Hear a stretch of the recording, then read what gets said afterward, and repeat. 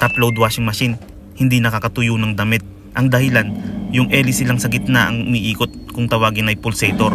Tignan natin sa ilalim kung bakit hindi sumasabay ang buong drum sa pag-ikot sa tuwing nag-spin. Ito pong tinutulak ko ng screw nito ay tinatawag na clutch.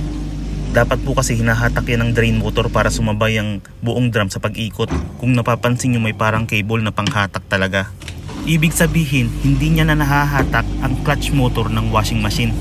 Bago po tayo pumunta, nagdala na po tayo ng drain motor.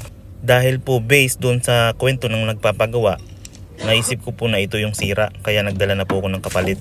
Ang dapat po natin gawin ay baklasin po natin ang lumang drain motor para po makonfirm natin kung sira ba siya talaga. Putulin na po natin ang wire dito, dalawa lang naman yan. Kahit magkabaliktad yan, okay lang.